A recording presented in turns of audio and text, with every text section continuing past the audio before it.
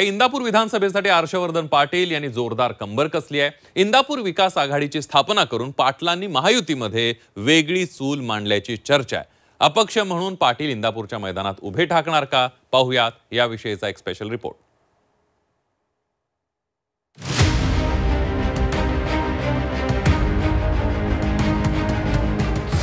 हर्षवर्धन पाटलांची महायुतीत वेगळी चूल। इंदापुरातून हर्षवर्धन अपक्ष निवडणूक लढणार। पाटलांचं विमान पुन्हा उडणार।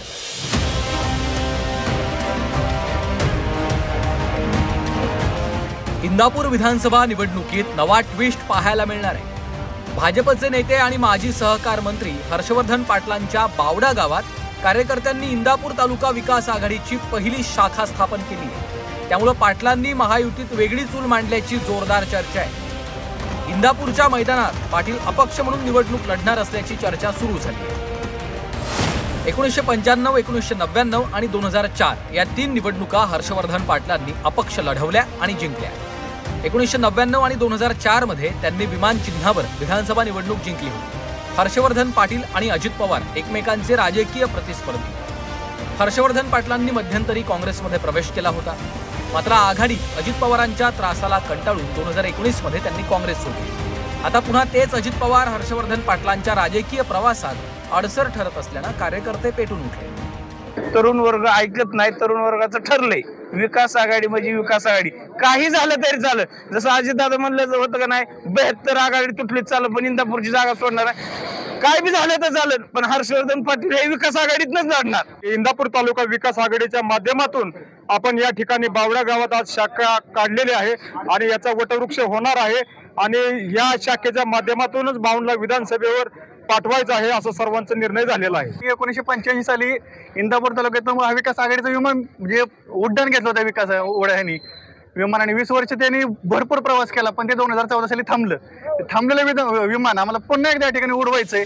इच्छुकांची संख्या वाढल्यानं इंदापूरमध्ये यावेळी काटेकी टक्कर पाहायला मिळण्याची शक्यता आहे।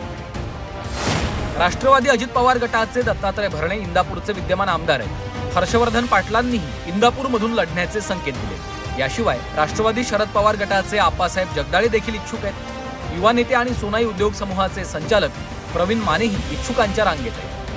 निवडणुका जवळ आल्यामुळे प्रत्येक कार्यकर्त्याचा आता काही ना काहीतरी राजकीय विचार असू शकतो आणि म्हणून ठीक आहे, ती कार्यकर्त्याच्या भावना असतील, पण अद्यापर्यंत आमच्या महायुतीच्या जागा वाटपाच्या संदर्भातली कुठली निर्णय झालेला नाही। जागा वाटपाचा निर्णय झाल्यानंतर मग ते जागा कोणाला द्यायची त्याचा निर्णय होईल, त्या जागेवर कोण लढायचं ह्याचा निर्णय होईल। त्यामुळे त्या गोष्टीला अजून वेळ आहे। प्रत्येकाला असं वाटतं निवडणूक लढावी। आता 30 सीट राष्ट्रवादीकडे आहे। आम्ही हर्षवर्धन पाटील साहेब आणि अजित पवार साहेब सर्व बसून योग्य निर्णय करू। भारतीय जनता पार्टीचा कोणताही कार्यकर्ता हा महायुतीच्या विरोधात लढणार नाही। जिथे एकनाथजीचे उमेदवार आहे, अजितदादाचे उमेदवार आहे, त्या ठिकाणी त्यांचे उमेदवार लढताना भाजपाची कोणतीही बंडखोरी होणार नाही याची आम्ही काळजी घेणार। नुकत्याच झालेल्या लोकसभा निवडणुकीत भाजपला इंदापूरमधून अपेक्षित मतं मिळाली नाही। भाजप आणि मोदींवरील नाराजीचा फटका बसल्याची चर्चा होती। त्यातच तालुकास्तरीय आघाडी काढून हर्षवर्धन पाटलांनी कार्यकर्त्यांना बळ दिले।